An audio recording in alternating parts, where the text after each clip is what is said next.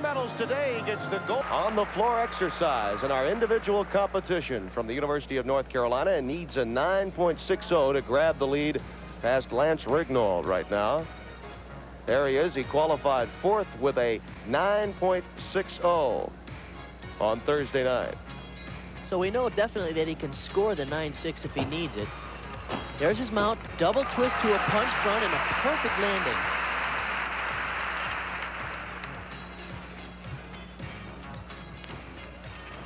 There's a nice tumbling run. Handspring, front 1 3/4, front flip. It's a unique straddle leap. It's nice to see some originality in some of the dance elements, because his tumbling is definitely very strong. Front step out through the full punch front. Once again, that full to a punch front is considered a D move. Most of the gymnasts realize that it is probably not one of the most difficult D moves that you can do, but the judges do give that the D category, and so all the gymnasts are using it to fulfill that requirement. We're hearing some inadvertent music, and normally you don't get that on the floor exercise for men, and I would assume, Bart, that they're not trying to stay with that music, as is the case with women. Not at all. It's just music that's coming out over the PA. Here's his last tumbling. Nice. Tuck double back and one short step on the landing. That's going to score well.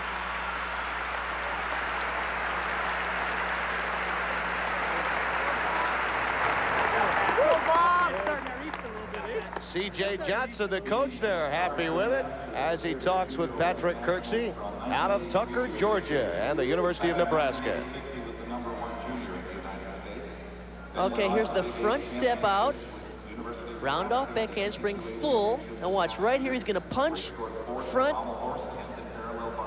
all the way around. Now that's one of those D moves, not one of the most difficult D moves being done, but at the same time it does fulfill that requirement. Round off back handspring, tuck double back. He's good position in the air and pretty tight on the landing, maybe 1/10 of a point.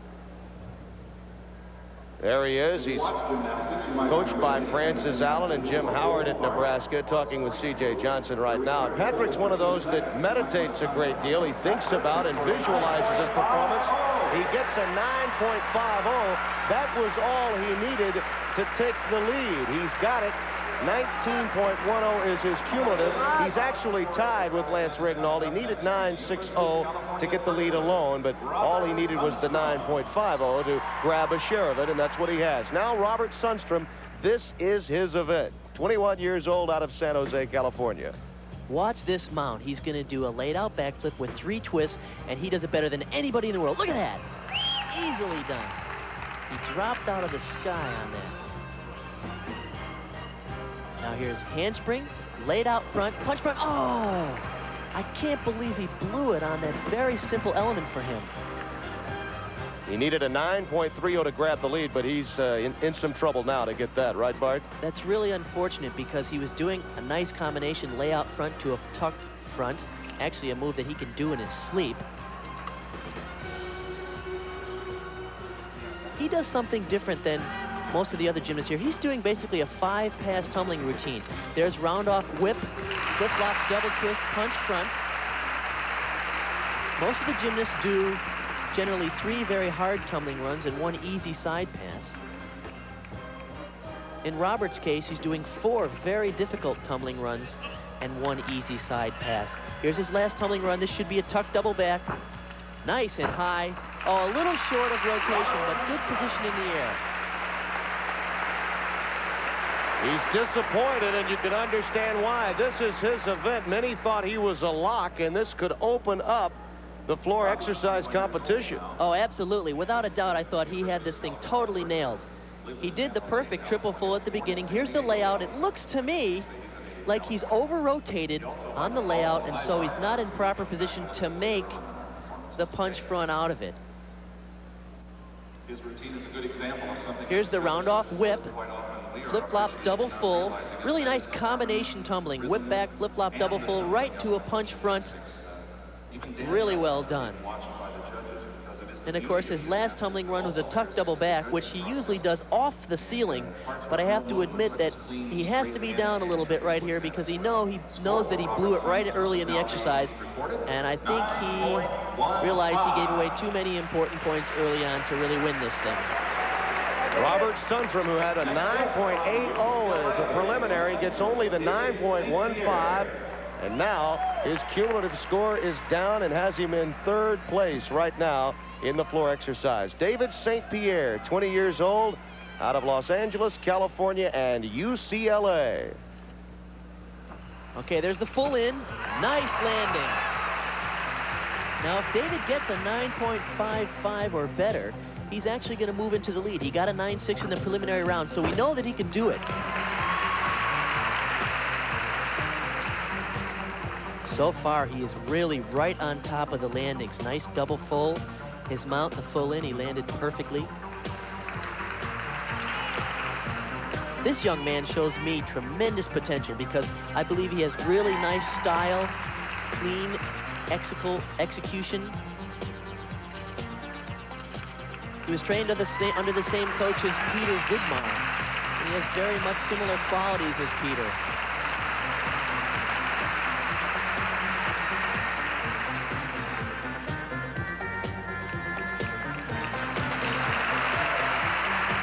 Unique position there and a straddled arm position and straddled leg position on the handstand. He needs to nail this dismount to win this thing.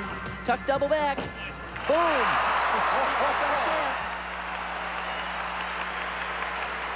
They're on their feet.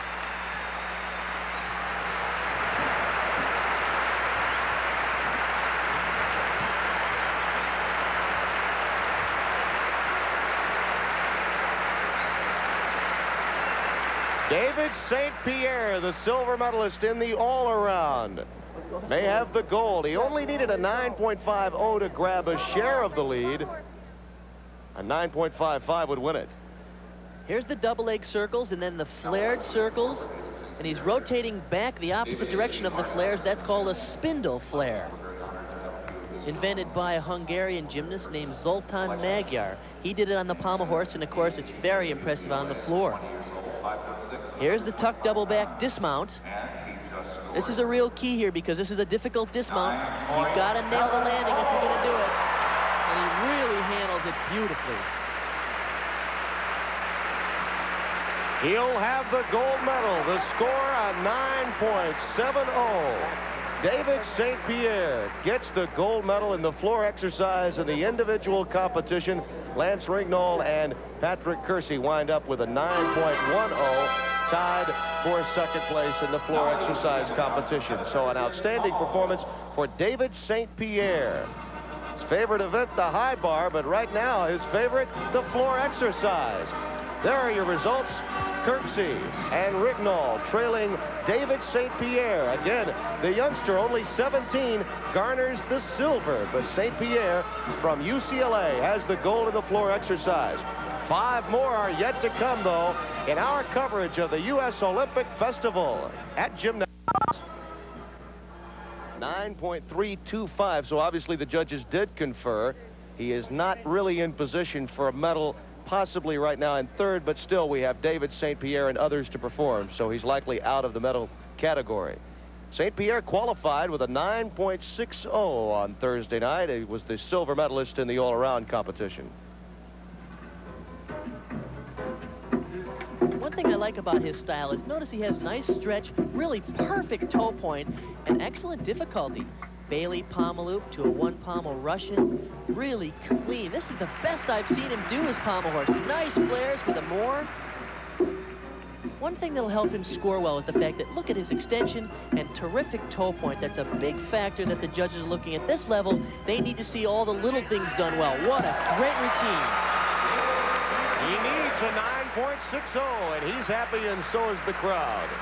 I don't know if he's going to be able to get the 9.6, but I tell you, that was definitely the cleanest routine I've seen him put together in competition.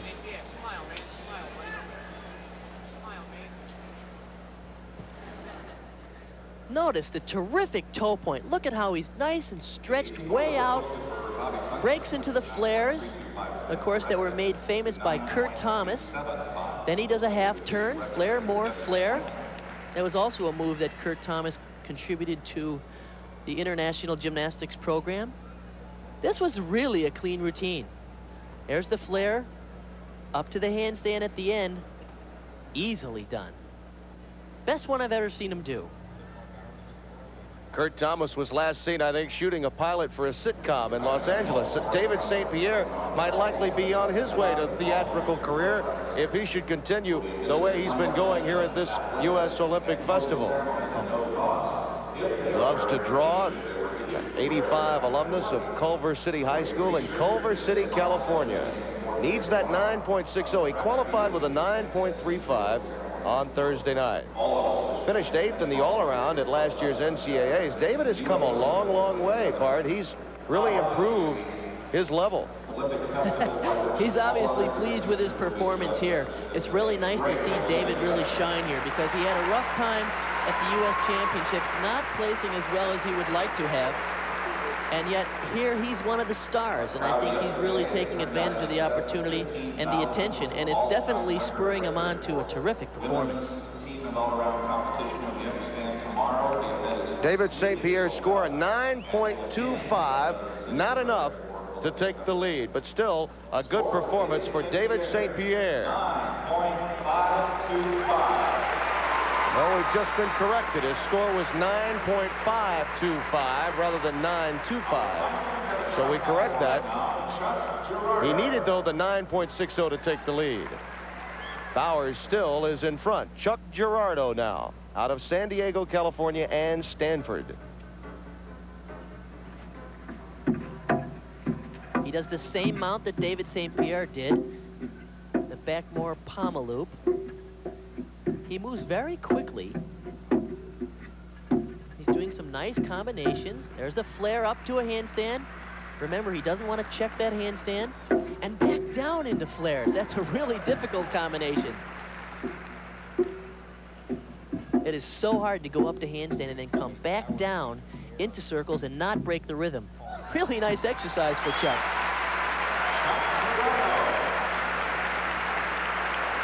A member of the Stanford squad, which finished third in the NCAAs in '86. Scheduled to graduate in 2 years with a degree in biology. He's a happy camper over there with his North members. Needs a 9.50 to take the lead. Here he does loop around to a handstand, legs together, which is a D move for a dismount, and a really nice finish to a strong exercise. He's conferring with Mike Thomas, who's the coach in Tulsa at Omni Gymnastics, the coach of the USA North team here as well. Inducted into the Olympic sports community. It's called sports acrobatics, and we brought with us our four-time national... Well, Bowers is still right now our leader. We're still waiting on the score for Girardo. He needed a 9.50 to take the gold on the pommel horse. And Bowers was clearly the most dynamic that we saw, and he's likely to be our gold medalist. There's Chuck, who's still anxiously awaiting. There you see a 9.525, and that will be enough to give him the gold medal. So while Bowers was dynamic, Girardo knew what he had to do, and he got it done, Bart. He really did a nice exercise. It was quick, and it was sharp, and he had all the necessary elements. Very well done. So it's Chuck Girardo that gets the gold medal, past Mark Bowers on the pommel horse competition, and we'll continue with more gymnastics a bit later.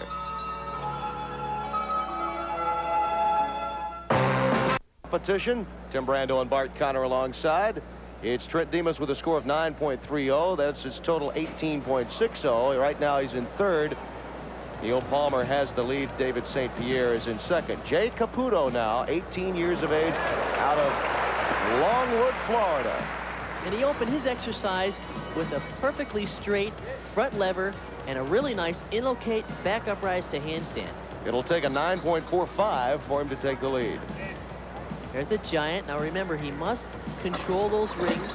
He can do the swinging elements, but when he is in the hold movements there, he's supposed to keep those rings still. There's an iron cross and a back kip to an L. Now he fulfills the requirement here of doing a press to handstand. That's called a hollow back press.